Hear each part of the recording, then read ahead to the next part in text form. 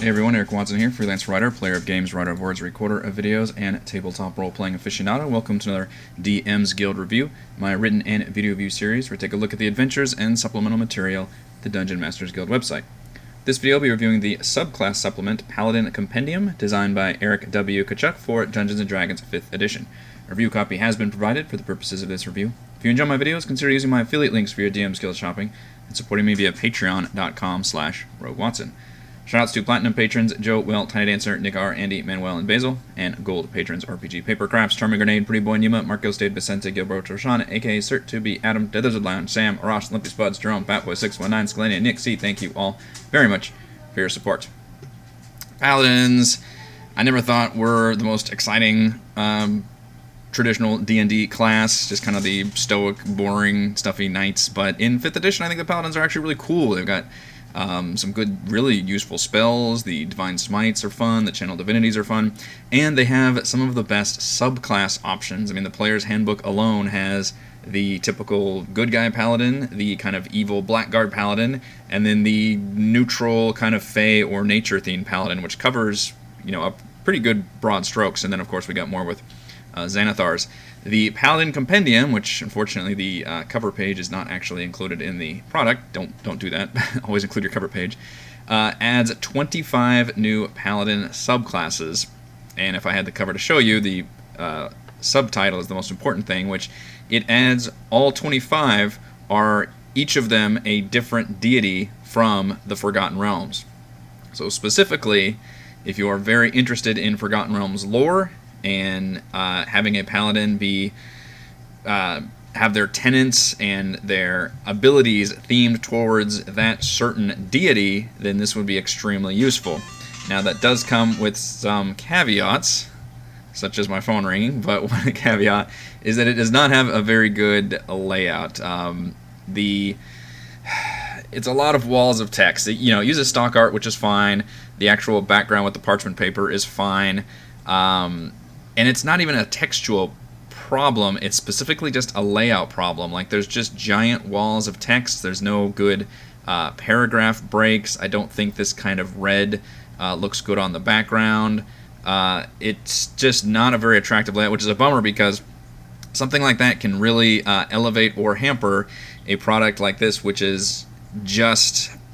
It's not an adventure, you know, it doesn't have necessarily that kind of content in it, it's just the mechanical benefits of everything. Now, it does include a lot of really helpful information and notes on all of these different gods and goddesses, which if you're not well-versed in that information can certainly be helpful, but even then, some of these are extremely long, and it's kind of an eyesore to try and parse through that, and part of it might have been to try to fit all of these different subclasses on a single page, but even then, not all of them do fit on a page, and don't try to do that. I mean, look at how big this is way too much of a paragraph here. It just does not work. So unfortunately, it's not a very good layout.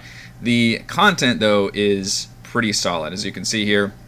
25 different subclasses just for paladins, which, you know, usually you get it's a quantity over quality approach, and this one kind of fits that bill. One of the biggest problems is there's a lot of abilities that overlap each other, or in other words are just kind of repeating. For example, I think it's the is it the Oath of Devotion, where you can use your Channel Divinity to just gain like a +10 to attack roll or something.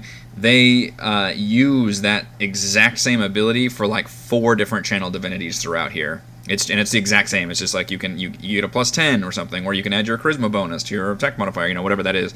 It just repeats a lot, and you know, that's because you've got 25 freaking classes here to try to fill out information for. Now, the best ones, which I will go over, do an excellent job of providing interesting abilities that are thematically tied to their deity. So, for example, the Moradin one is actually one of my favorites. Is the first one here, is tied to dwarves and the earth. So you can see their spells, you know, earth tremor, heat metal, erupting earth, all that stuff's very good. One of their Channel Divinities, I think, is just the erupting earth spell, but it's like a molten earth version where a giant hand comes out and grasps somebody to deal fire damage to them. And this is a good example. You can use your When making an attack, ability check, or saving throw that uses strength, you can use Channel Divinity to gain +N bonus to the roll. I'm pretty sure that's just a repeat of another Paladin ability, and again, you'll see that several times. That's kind of a bummer. But some of the abilities are pretty good. Like, you can have Light and gain resistance to fire and slashing damage. The Might of Morden's a really cool ability where you can throw your weapon up in the air, and it's blessed like Thor style, and it throws its way at an enemy, dealing radiant and thunder damage. That's all very cool. Well, it's got some really neat thematically appropriate abilities in there, but not all of them are super interesting, especially the ones that just feel like we've already got that kind of represented in the basic Paladin subclasses. So ones like, Ilmater and, Lathander, Torm, Tyr, all of those that are already kind of the generic knight, deity, kind of already has abilities that we've seen before, just structured a little bit different. Like Ilmater has more about, the healing spells and that kind of thing. Whereas others do have some interesting stuff going on. Chantia has, create food and water, is more about, the home and the hearth and purging poisons. The nature ones are in general pretty interesting because they offer new things. Azuth, which is the god of wizards, is an interesting one because you can only take it up to 3rd level, and then you're supposed to multiclass as a wizard. But it's got some cool channel divinities. You can cover yourself in magic armor that just nullifies and absorbs spells, or you can point your hand and just deal, radiant damage to somebody. I'm trying to go through the ones that I because there are a lot here. The Mass Leaf Baravin is a really cool. I've never even heard of Baravin before. Baravin Wild Wander. This uses so many deities that I am not. My knowledge of Forgotten Realms is so, but I recognize all the big ones, Bane and Loviatar and Lathander and all those soon. I can recognize the major names, but there are some that I have no idea who they are. This is apparently a nature-based deity, and they've got really cool channel divinities. One of them you can just B-shape into a giant raccoon, so you get kind of a druid wild shape. Or the other one you have to specifically use a spear or a javelin. You can shoot leaves out of it that stun people. Those are the kind of cool, interesting things where it takes, just mechanically sound abilities and then makes them into it's themed around that deity. And the level 20 ability, you can summon friendly treants, which is pretty cool, once per long rest. By the way, the level 20 abilities, the tricky thing is about Paladin subclasses is your capstone ability is tied to your subclass. So what this poor compendium has to do is come up with 20 capstone level 20 abilities. And the result is interesting. Let's face it, at level 20, balance kind of goes out the window, right? It's how do you even balance that kind of thing? It gets extremely difficult. But what I tried to do was balance them with each other, because it's very difficult to try and figure out what a player character should be capable of, and even what kind of threats they're facing at level 20, and how many campaigns even make it that far. So instead I tried to look at the ones in here and how they balance among each other, and there's a very odd way of balancing some of these. Lathander at level 20 gains True Resurrection just once per long rest, which seems incredibly powerful. Bahamut is actually one of my favorite subclasses. Just you get a lot of cool dragon abilities. At level 15 you can just straight up summon a young silver dragon once per long rest. That seems fucking amazingly powerful. You can also breathe essentially a dragon breath cone, but it lasts for 30 seconds, and then you can kind of turn it and continually just blast them with it, which is pretty interesting. It's basically just a gust of wind. But the level 20 ability, once per short rest, you can become an avatar of a dragon. You can gain wings. If anybody attacks you, they take radiant damage, and anybody that attacks you also has disadvantage. So it's a big defensive thing.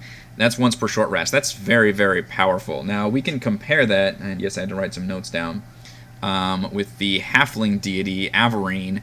At level 20, you become an avatar of Averine for 1 minute. You can enlarge yourself to a 20 by 20 feet. Your melee attacks deal an extra 1d12 bludgeoning damage, and all damage taken is halved for the duration, regain on a long rest. So very similar, but one's short rest, one long rest. One lets you, frickin' fly, and then you deal damage back, and they take disadvantage. So I don't know, it's difficult to try to muster the differences between why one is a long rest and short rest, and it gets a little bit tricky to suss that out. But some of them are extremely questionable on how their balancing works. For example, the Doombringer, which is Horror, his ability involves flicking coins in the air and doing a bunch of damage, 20d8 and 20 bludgeoning, but you only do it once per 1d4 months.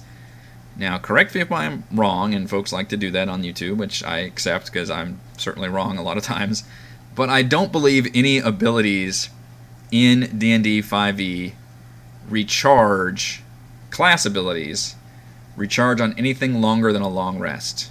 Again, you can correct me if I'm wrong, but I'm pretty sure everything recharges on either a short rest or a long rest. Now, you may have different, a certain amount of charges you can have, but it's still once per the rest cycles. And in fact, I remember it being pretty eye-popping whenever I read certain items, I think mainly just the Figures of Wondrous Power that came back, on like a couple days or maybe even a week or something, where you could like summon an animal. And that was pretty surprising. It was like, oh man, that's a long time.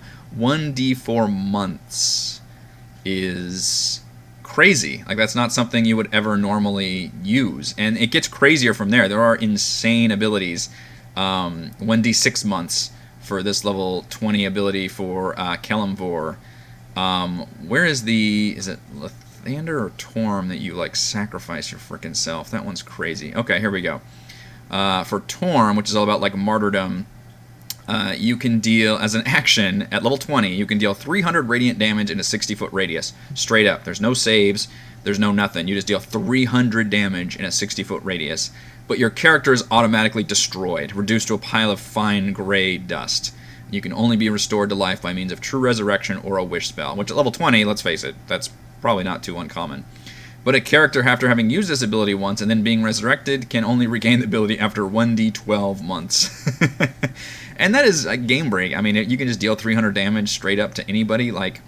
And the bad thing is, you're just saving that. You gain this level 20 ability. Meanwhile, your Bahamut buddy is constantly turning into his Avatar of the Dragon every short rest. So almost every single fight, growing wings, gaining all these defensive abilities, and you're just kind of having to sit on this ability until the end of the campaign after, years or whatever it's been, and then you just deal so much damage that you just kind of break whatever your DM's got planned in order just to kind of destroy yourself, and hopefully you get resurrected or not, because it's just a weird balance thing. And unfortunately, there's a lot of ones that are like that at level 20. It's very, very bizarre.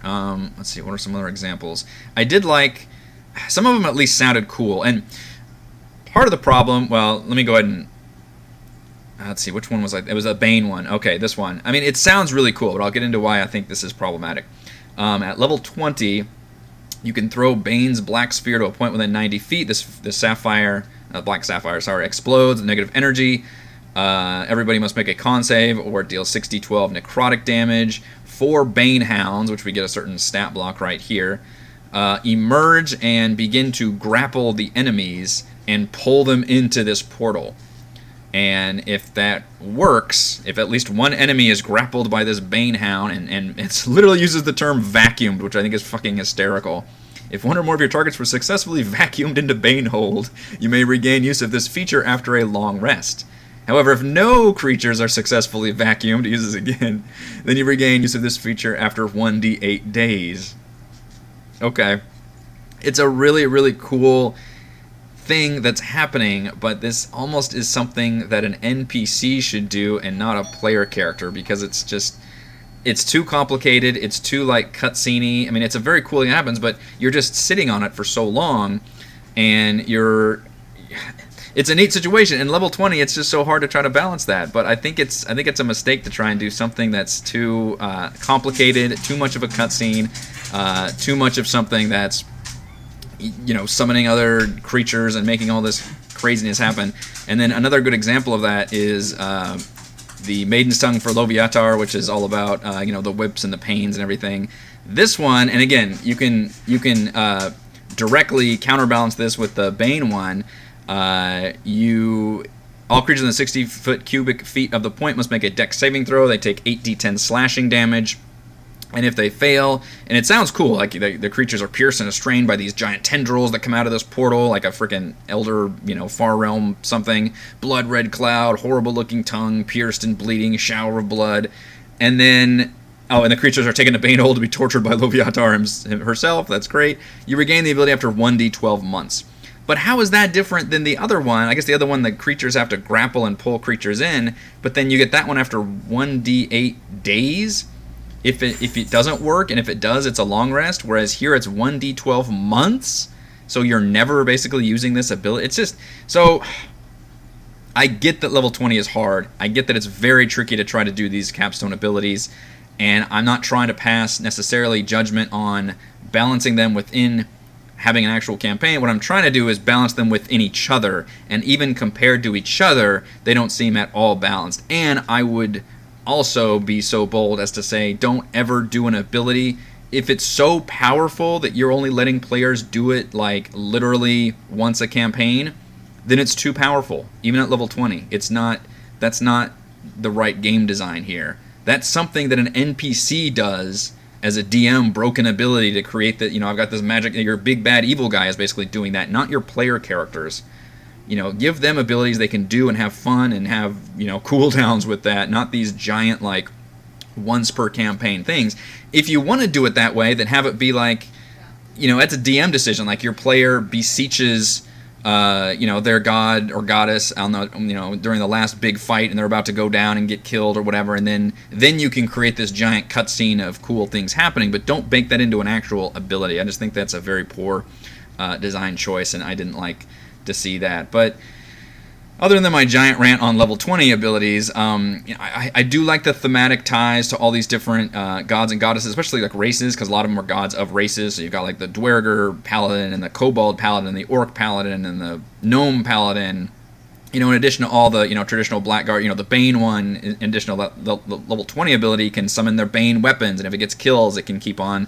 You get to keep that Bane weapon, and as a reaction, he can summon darkness and teleport around, which is really cool. So there's a lot of, I love actually Jurgil's ability.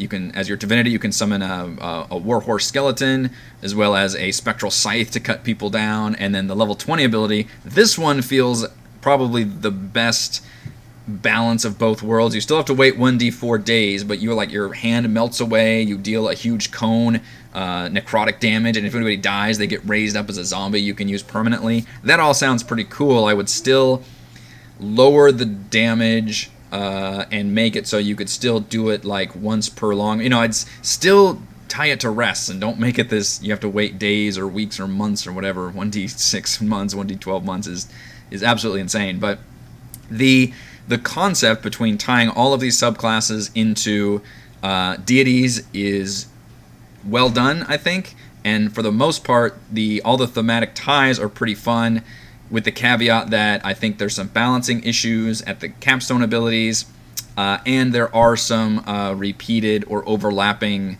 abilities in like a lot of the auras and the channel divinities, because let's face it, you got 25 here. That's basically going to happen. All right, let's go over my pros and cons, which I kind of already did with Paladin Compendium. Pros: 25 Paladin subclasses based on the full pantheon of Forgotten Realms deities. I think that's a really cool concept, especially for fans of the Forgotten Realms who want to tie into those certain gods and goddesses. Pros: thematically appropriate abilities for many gods and goddesses, such as Moradin, Bahamut, Baravin, and all 9 rulers of the Abyss. I forgot to even show you the actual end one, is probably one of the most impressive one, but if you want to be tied into the Archdevil lords of each of the 9 layers of the Abyss, you can specifically go to each one of the, kind of like what they did with Tieflings. You can specifically tie yourself to a Duke, Lord, Archduchess, whatever, and gain specific abilities for that. So it goes even further with the tying of the thematic abilities, which is really cool. Cons: unattractive layout with giant walls of text, just doesn't work at all, doesn't look good. Cons: frequent overlapping or repeating channel divinity options, which is unfortunately kind of a result of having this many subclasses. And con: questionable balance for level 20 capstone abilities. Mainly balancing with each other, as well as I don't ever want to see anything that charges on 1d whatever months is too powerful an ability. That's like a giant cutscene BBEG thing. That's not a player character ability. Final verdict: hampered by a poor layout and some questionable balance, the Paladin Compendium is nonetheless an impressively themed collection of subclasses that covers every major deity of the Forgotten Realms. Thank you to everyone for watching this video review. You can see my written review at roguewatson.com. You can support my work at patreon.com/roguewatson, and you can follow our own D&D adventures here on my YouTube channel. Thank you.